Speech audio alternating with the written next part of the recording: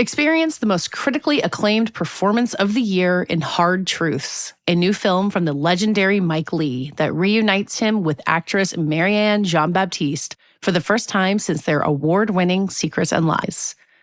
Jean-Baptiste gives what the New Yorker says is a performance for the ages in this fierce and compassionate tale of family and the thorny ties that bind us, that the New York Times calls sharply funny. Named Best Actress by critics groups nationwide, including the New York Film Critics Circle, National Society of Film Critics, and the Los Angeles Film Critics Association. Hard Truths is now playing in select theaters and is open for consideration in all categories. Hi, everyone. I'm Katie Rich. Welcome to this special Saturday edition of the Prestige Junkie podcast. This week is just an interview episode. I got on the line with Fernanda Torres, who is the star of the Brazilian drama I'm Still Here. She told me in our conversation that she felt prepared to go through award season with this movie from the moment that she signed the contract to make the film. And partly that's because her mother, Fernanda Montenegro, had gone through the process herself. She got a Best Actress Oscar nomination in 1998 for Central Station. And that movie was also directed by Walter Salles, who is the director of I'm Still Here. He directed Fernanda Torres in one of her first movies back in the 90s and was with her again last Sunday when she won the Golden Globe for Best Actress in a Drama. She beat out the likes of Angelina Jolie and Nicole Kidman. It was a pretty big moment, but she told me that despite knowing that this might happen, she did not have a speech ready and was really just proud of herself that she held it together when she took the stage, especially when she had Kate Winslet beaming at her as she walked up there. It is a really well-deserved win. I've been a big fan of I'm Still Here ever since I saw it in Toronto in September. In the movie, Fernanda plays Eunice Paiva. That's not the way you pronounce it in proper Brazilian Portuguese. That's my best version. She was raising 5 children in Rio de Janeiro in the early 1970s in this really fantastic beachside house that is so well captured in the film. And then her husband, Rubens Paiva, he was a former congressman and a left-wing activist, was kidnapped by the military dictatorship that was running Brazil at the time. So Eunice didn't just have to continue raising her family and protecting them from many of the awful things that were happening in the country at this time, but she also eventually became a civil rights lawyer. It was a really inspiring process captured by her son Marcelo in his memoir that was published in 2015. But as Fernanda told me, it still wasn't that well-known a story. Eunice Paiva was not famous in Brazil until this movie came out, and it's really become a huge hit and a huge sensation in Brazil. And it's been a success at all these film festivals around the world as well. It will soon be released in the United States by Sony Pictures Classics. I think that release will be even more anticipated now that Fernanda is a Golden Globe winner. I talked to her this week from Los Angeles, where she could see the wildfires from her hotel room window. It was a strange backdrop for a conversation for sure, but also a really interesting way to get started about I'm Still Here. I had talked to her alongside Walter Salles and her co-star Sultan Mello a few weeks ago, and she had said that people had been getting a real sense of hope from this movie, given the times that we live in. She specifically mentioned environmental collapse or right-wing shifts in governments and how uncertain things feel, but that the story of Eunice Paiva and her ability to move forward was somewhat inspiring for so many people who've seen it. So that's where we started. We went a lot of places from there. You can hear it in my conversation with the Golden Globe winning star of I'm Still Here, Fernanda Torres. So are you back home? Oh, I'm in LA. Oh, wow. LA How's it going? Flames. Everything's okay? Yes, but I mean, the cloud is apocalyptical now. Yeah. You can't see downtown because we have like a view from the hotel we are. Oh, wow. And it's unbelievable. Unbelievable. Yeah. I mean, honestly, I was going to start later. I wanted to get into the resonance that this movie has had and why it's been such a big thing in Brazil. And I talked a little while ago with Walter and Sultan about the film. And I think you had said that, we're in a time of feeling threatened with climate change and politics and everything. And that's why the film has resonated. And honestly, talking on the day when LA is on fire, it makes it feel very, very resonant of the things that we're afraid of and the things that this movie maybe makes people feel strength about. Does that make sense to you too? Dystopic time. We are really living in, and I think Eunice Paiva, she lived in a dystopic time too, during the Cold War. So, and now strangely, we live in times like this where we all fear and we see war appearing all over the globe and politics changing and the way people communicate changing and the meta like yesterday deciding that they will not control anything anymore.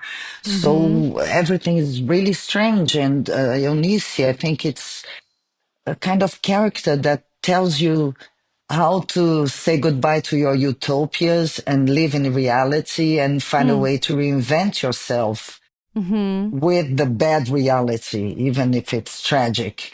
So it's a very important character for nowadays, I think. Yeah, but to let go of your utopia, but still take your kids out for ice cream and play games with them, to protect your family and to have light and joy in your life despite living in a difficult time. I think she's so powerful and the film is so powerful that both of those things can exist at the same time. Yes, I think that's what she does. Because one of the things, for instance, that was very intriguing for us was the fact that she never told the family, the kids, what happened to their father. Oh, I Never. didn't She never realize that. Wow. never mentioned it. And each one had to kill their own father in different moments in life. And I was thinking, why did she do it? And one reason I find was because it was unbearable for her to tell each one of those kids, because they had like different ages, that the world can be awful, that something terrible and outrageous, like what happened to Ruben Spiver, had happened to their father, that beloved father. And the other reason, I think, was because she wanted to keep the innocence of them, Yeah. for them to move on. So in a way, we have to protect ourselves from this fear, from this feeling that the world is going to end, that politics will go nuts, that people will just kill each other. And we have to find a space for love, for family. And that's the way we will survive and endure. And Yeah. she's a very powerful, that's why it's a film about tragedy, but it's also a film about hope. You leave the film with the feeling of hope, I think. It's Mm-hmm. sad, but it's not a film that you leave the theater like thinking about killing yourself. Only Yeah. contrary. Yeah. Well, that's something you and Walter have talked about, that Eunice's smile, which in that famous photo of her with the death certificate, but also throughout the film. And he would remind you, like, where's her smile at certain points of the filming, that it was Yeah. and I don't know what that does for, I think we all know if you smile, it makes you feel happier. I don't know what that does for you as an actor. Did it feel like her smile kind of tapped you back into who this person really was when you did it on set? Totally, because when I was doing the scenes, if I didn't smile, I would be dragged Mm. to this deep hole of, it's like someone who doesn't have hope anymore. And Mm-hmm. then when Walter reminded me, don't forget to smile, then the strength would come back.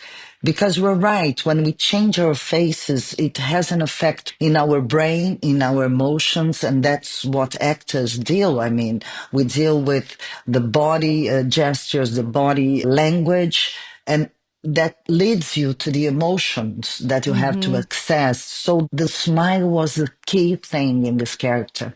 Yeah.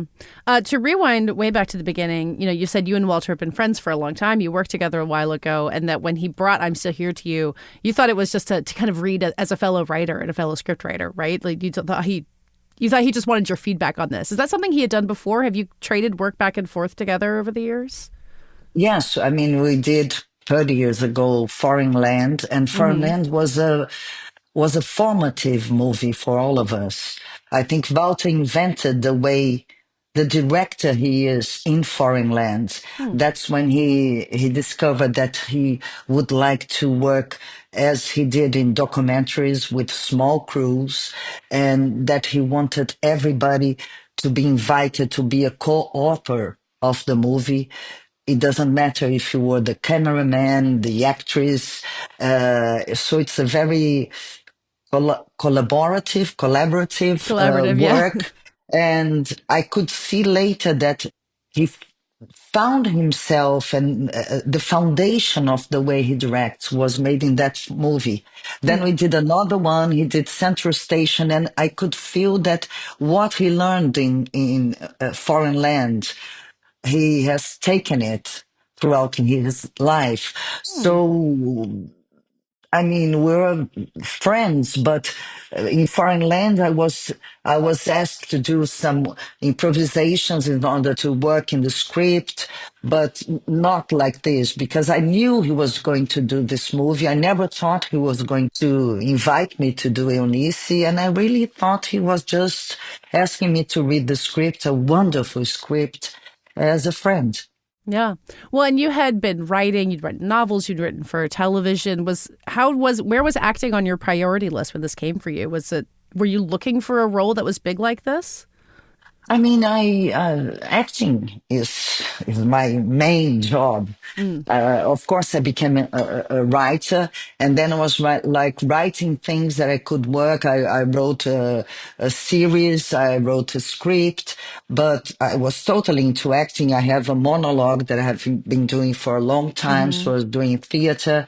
But in a way, a role like this, a character like this is very rare to find. So something like this, I was not expecting.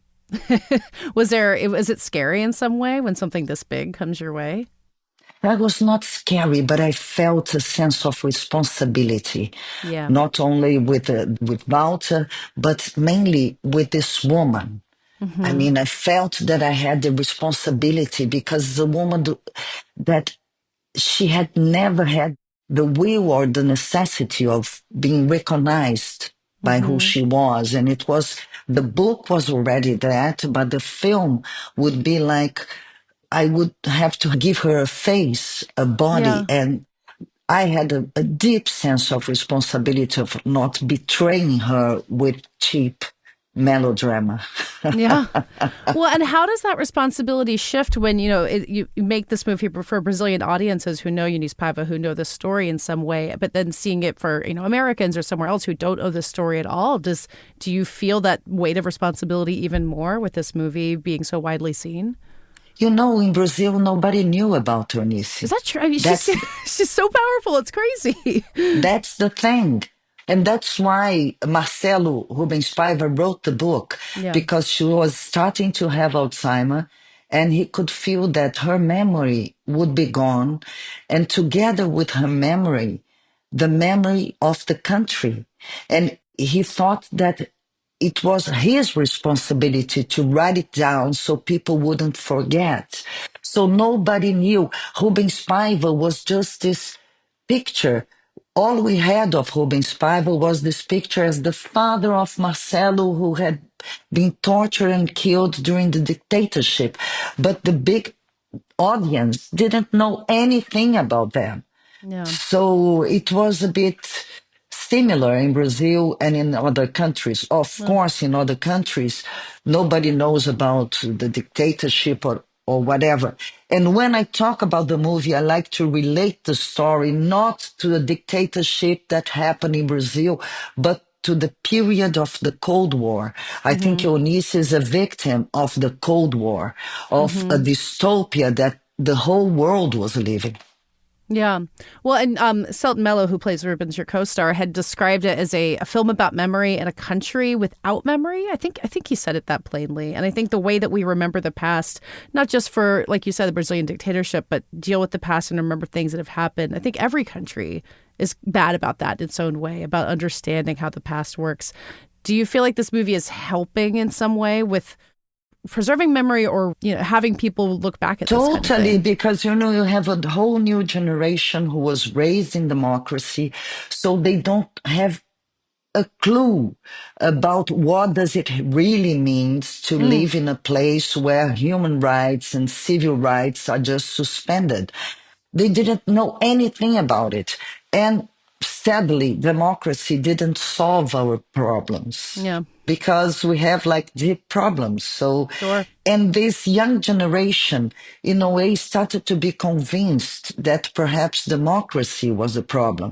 That if we had some liberal economy without democracy, with some kind of authoritarianism, then perhaps things would work. And this film is like presenting to kids, to adolescents, what does it mean to live? And this is very important with the movie. It's a movie about a family. So young children can relate to the kids, mothers can relate to Eunice, fathers can relate to Rubens. So it created a huge empathy for that family. And so we have like adolescents discovering what does it mean to be taken to a prison where they are torturing people without your family Mm-hmm. knowing even where you were. So it's been really important because Brazil just lost the memory of it. Yeah, I'm imagining you being in America this week and Americans, as we face our political situation, saying, how can Eunice Paiva teach us what to do next? Yeah, and also there was this wave of people like praising dictatorship again in Brazil. So a lot Mm-hmm. of young people, they were like taken by this. And this film was really a key thing in this Yeah. story. Because that's the difference. One thing is to learn history without feeling it. But Mm-hmm. art and cinema can make you feel. And this is another kind of knowledge. And that's what culture does.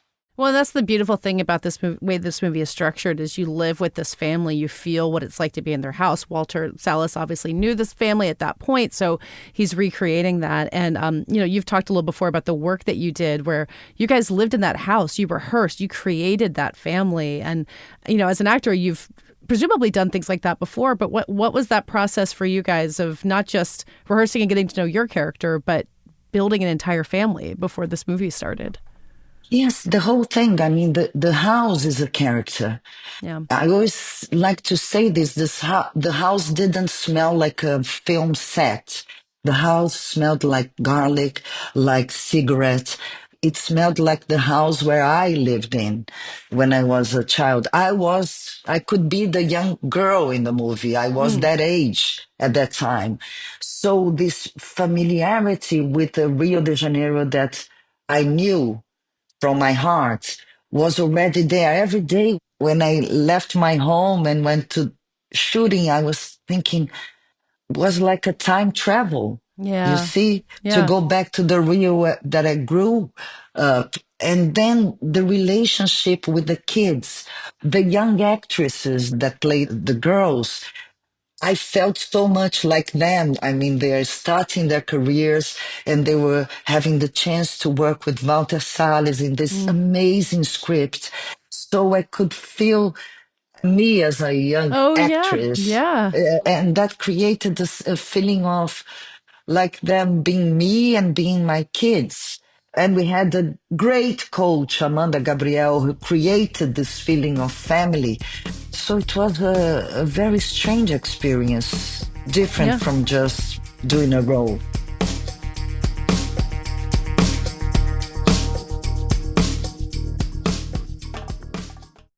Experience the most critically acclaimed performance of the year in Hard Truths, a new film from the legendary Mike Leigh that reunites him with actress Marianne Jean-Baptiste for the first time since their award-winning Secrets and Lies. Jean-Baptiste gives what the New Yorker says is a performance for the ages in this fierce and compassionate tale of family and the thorny ties that bind us, that the New York Times calls sharply funny. Named Best Actress by critics groups nationwide, including the New York Film Critics Circle, National Society of Film Critics, and the Los Angeles Film Critics Association. Hard Truths is now playing in select theaters and is open for consideration in all categories.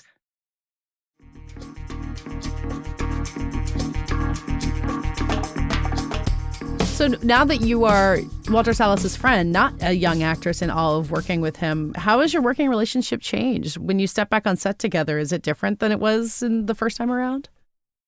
We're young. we're, we're young and happy at that time. And now we are like more mature, you see. Mm. And I'm very happy that life gave me the chance to meet him again in maturity. And even this whole campaign abroad, you have to have maturity Hmm. to face it. You see, to be able to communicate in other languages, to be yourself in other languages, to explain your country. And I'm so happy that it's happening now again. We Mm. are not so adventurous than we were at that time. Uh, we are less suicidal, but we are much more mature, and the respect we have for each other. And it's really a great experience to meet someone again in your maturity. Yeah. I mean, when Walter and your mother went through this process with Central Station, were you kind of watching how that happened, how they kind of brought Brazilian film out to the world? Do you feel like either of you took something from that experience with Central Station and are applying it I now for learned how a to? lot with her. You know why? Because when my mother did Central Station, she told me, I did a small movie in Brazil. I never thought that it would happen with that film. So Yeah. she was not prepared. She was taken by surprise, and she lived it like a never ending wave of. I remember one day she called me and she said, I'm in Denver. Where is Denver in the world? I mean, Of course. Why would she she know where was Denver is? she was just lost. And then when I closed the contract for making this film now, I knew that this could happen because Walter is a well-known director. And if we did everything right, perhaps this kind of thing could happen. I never like to do a movie where I think this kind of thing will Sure. happen, never work for this. But I was prepared from the beginning, from the contract, that if it happened, that we knew already how it Yeah. would work. And my mother didn't know at that time, and she had to learn when she was doing it. And Yeah. that was a bit stressful for her. So does that prepare you for winning a Golden Globe, though? Did you feel prepared when that moment happened and you went to the You know, stage? I'm a pessimist by nature. If there is something that I hate is to have great expectations. Sure. I think it never happened when you get into that mood. So it was already such an honor to be nominated among those amazing, amazing actresses. And in a year with great performances, that was for me already something unbelievable. So when my name was announced by Viola Davis, I was Yeah. like, I couldn't believe. And at the same time, I'm happy now because you never know what kind of reaction you have. I didn't prepare any discourse. I didn't prepare myself for that. And I will never forget the way Kate Winslet looked at me on my way Hmm. to the stage. That was something really moving because as I was sitting in the back, I had this long walk to the stage. And I'm sad that I didn't cross my eye with Tilda Swinton because we Oh, got closer because Almodovar's movie is of being course. released Yeah. By by Sony Picture Sony Classics. Pictures. Yeah. So we have been running into each other. And I saw a reaction later that made her like a hero in Brazil. Oh, she like stood up, I think, right? She was Yeah. thrilled. But then I saw Kate Winslet and she was like smiling at me. I'll never forget it. And then Nicole Kidman that I've met the night before at the W party. That was so touching. And when I got to the stage, I'm happy now that I didn't collapse. You see, that I was able to deliver like a controlled speech, that I Hmm. was like mature enough to Yeah. receive it in a noble way. You see, that I was not like, oh my God, thank you very much. So I'm proud of myself that my 59 years old helped me. Even if that's how you felt on the inside, you held it together You on the know, outside. inside, I felt like immediately that I was living in a parallel universe. It's Yeah. very strange because I would like to feel more like I was there that time, but Uh-huh. that's not how you feel. You feel like you are in Mars for a while, like Yeah. you don't understand well, and that's sad because it's a strange feeling. You see, it's a very Yeah. strange feeling. Well, you had said that when you won the award at Cannes at the very beginning of your career, you made a choice to stay in Brazil to make films there. You felt like you had more options, that there was a lot more things that you could do than if you were trying to go to No, Hollywood. it was not an Oh, option. okay. I think I don't know if I deserved that Cannes Hmm. award at that time. I was really young. It's different now. Now I think Eunice Paiva worth the Golden Globe. Yeah. It's not me.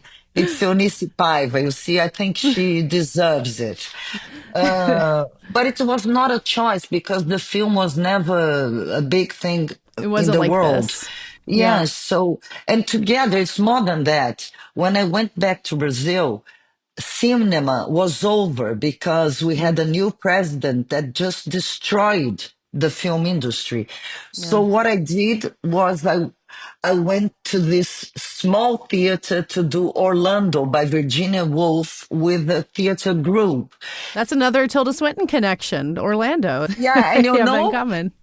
what happened when we were opening? We received the call from a film production that said you are not allowed to do it because we bought the rights. And we were Wow. like, yes, and it was still the It was Tilda film. Swinton. And we're like, but please, we're nobody. Uh, and they allowed us to do it if we Well, didn't good. do it abroad. So it's another connection with It's Tilda. funny. Good. And that was great because that gave me theater Hmm. that later was very important in my life. I mean, I started in theater, but then I went back really to do theater in festivals, in tournees in Brazil, to experiment all kind of stages.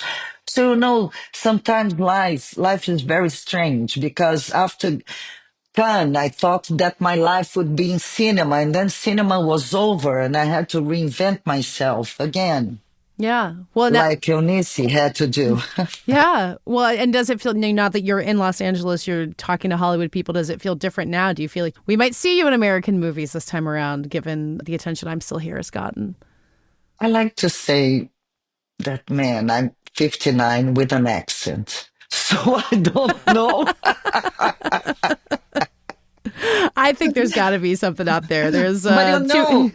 that was a wonderful thing about that night. Mm, There was all these amazing performances this year. All of them were made, not Madison, but Madison is yeah. great, Hmm. young, beautiful. She Oh, has she's amazing. she's amazing. But Yeah. the other people around were all like mature Yeah. women Yeah. doing great roles. Hmm. And this is so special. There Yeah. is this saying once they told me of Bob Hope. Do you know about this? That they asked him, Bob, do you have any advice for an actress over 30 in Hollywood? Mm. And at that time he said, leave town. He was probably right, though, back then. At that time. So, I mean, to have Demi Moore, the beautiful Demi Moore speech at that Hmm. night, the most beautiful speech at Beautiful. that night, Yeah. it says a lot of how the industry is changing. And Yeah. so we don't have to leave town anymore. Yeah. So perhaps there is a place for a 59 Brazilian actress with an accent. This show is edited by Brett Fuchs and co-produced by Brett Fuchs and me. Our theme music is by Dave Gonzalez. Thanks again to my guest, Fernanda Torres. You can get the Prestige Junkie newsletter by going to theankler.com and subscribe to this podcast on Apple, Spotify, or wherever you get your podcasts. We'll be back on our regular publishing schedule next week.